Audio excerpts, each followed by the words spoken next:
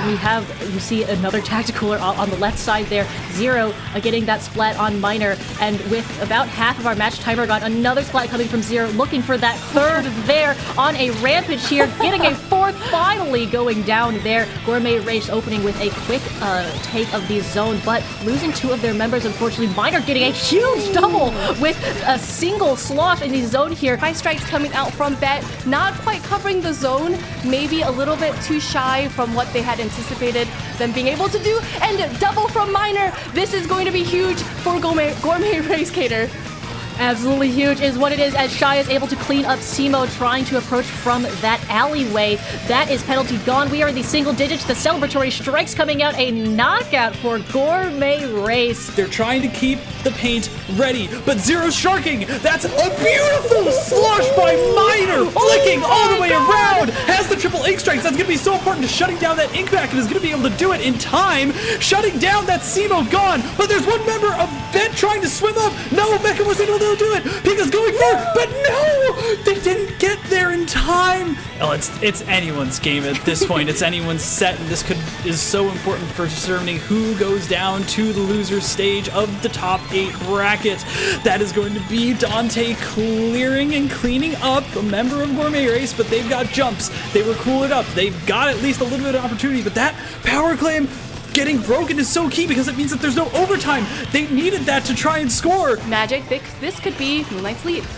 This is most certainly shaping up to be. Shadow went huge, but this time it's Nolan going crazy from the side, from that little ledge where he was just a little bit more safe. Anything else that you feel like might be worth mentioning, Magic, regarding the competitions? Oh my goodness. Well, let's avoid that for now. Let's talk about Omega. And speaking of distances, look at the distance that Ice is going. Hold on. A beautiful pinpoint accurate snipe from Basil. Last couple seconds, we do have that Rainbow getting picked up. It is going to be overtime here. Omega running for that right checkpoint where there is nobody receiving ink back as well. That is going to be the dunk. We just have to get it's done. We just have to get the back shot. Jared going down here. Oh, we have to get the Rainbow going for that. Oh my gosh! That big bubbler coming in absolute clutch, guys. I told you the right checkpoint is the correct way to go.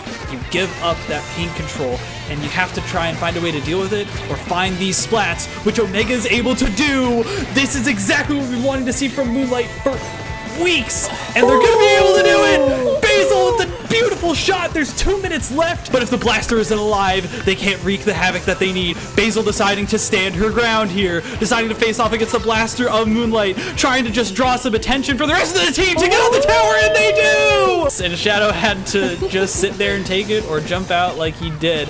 But Moonlight has 2 players left remaining. Unfortunately, there's a lot of yellow ink on this stage, and it's going to be FG Win diving all the way forward, getting a quick wipeout. That was a 1 minute and 3 second game from FT Win. Omega is creating so much space for his teammates.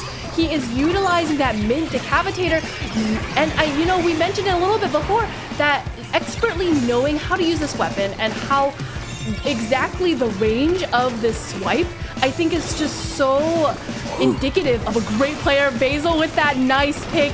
Nolan is holding steadfast to that tower. This is going to be a steady slope for Moonlight Cater. Steady slope indeed with this bubbler on the tower. Perfectly timed. Does get taken out here with this Booyah Bomb up here. Positioning. Omega is an incredible one. Unfortunately getting taken out, but drawing attention their way all the way to 26 for Moonlight. That is going to result in another power clam going in for FT Win right now. And here's Hexen with 7 clams coming up onto this stack. Taking down Shadow. That is absolutely massive double right now. Nolan going down as well. And that is so many clams that are going to go in just unimpeded from Hexen all the way down to 38. But an early lead for Milky Way, both hanging on to both of those, but Caden getting a nice pick on a member of Milky Way, allowing the rest of Halcyon to move forward and hopefully getting another one here. And they do take out Jared. Are they able to get another pick here? They are moving forward, and again, Magic positioning. And yet again, if they are able to live the special, somehow swimming directly through the crab tank and just running circles around Jared. Moonlight is on a roll right now. No penalty points right now. Another bubbler in the exact same position for them. 10 ticks left. Can Milky Way go back into the zone? We do have these strikes. Control is back, but the Booyah Bomb goes right over that strikes. 3, 2, 1. That is a knockout. Because Torpedo can often open up, as a sub-weapon, a lot of opportunities for individual plays or for quick team opportunities, right? Whereas I feel like Tenta Missiles is very much like a go button, right? That's what I was going to call out, is that, hey, just because you don't have an ink back doesn't mean you don't have a special that can clear the way. And speaking of clearing the way, how about Moonlight looking like they had cleared the way for Milky Way, but instead Basil just decides to get 2 clean picks to shut down that cleared path. That was crazy. And I think Moonlight's gonna try and do the same thing here. They're just kind of just hanging out in this corner, seeing what they can get away with, and now there's a vac and a cleared pedestal, and now the game is wide open, and we're basically playing Splatoon 2 Rainmaker Inkblot, where you just get points out the wazoo for walking 10 steps, and here we go. The big bubbler is out. Members of Moonlight just surrounding this left path, oh, and the double from Omega. Omega is closing in on Jared, and Jared does go down, giving that win to Moonlight. A very important piece of cover in and of itself that Kyo is using here to avoid so many shots, and this is him at his finest. An incredible pick. Perf under your feet or wherever you want without committing a huge chunk of your ink tank to it like you have to with something like Splat Bomb or Structure Bomb. Combined with the fact that it explodes immediately, it's a great little tool to have in your back pocket. Gain the benefits of being inside of that big bubbler. So I think just being able to know those certain positionings and being able to utilize that is going to be extremely useful, especially at this level of play with 3 seconds.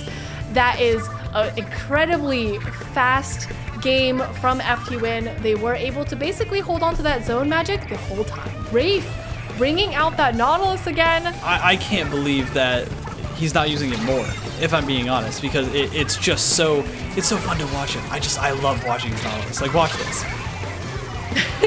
I may play the heavier, slower Splat legs, but this is still also incredible. Sam there with the Ultra Stamp trying to provide some cover, getting that nice pick on ice. Very important there. Rave also getting a pick on Jared. This could be it here. They're going to try and roll through those, or just regularly jump through those. Great, and that is the lead by 3 points. I expected a squid roll there, but I suppose I was mistaken, and Sam is still here having presence, going to get all the way to 27.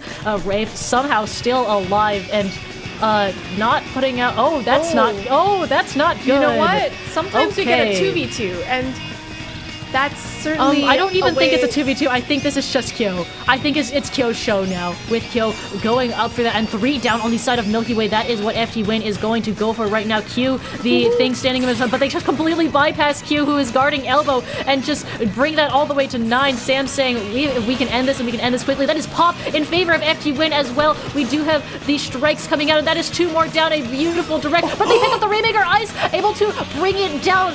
Not able to bring it down, actually. Goes down before they can touch the ground. Ray finally having that ink back. We might see it. We do not. The dunk 1 point away here is that Zipcaster from Sam trying to take out.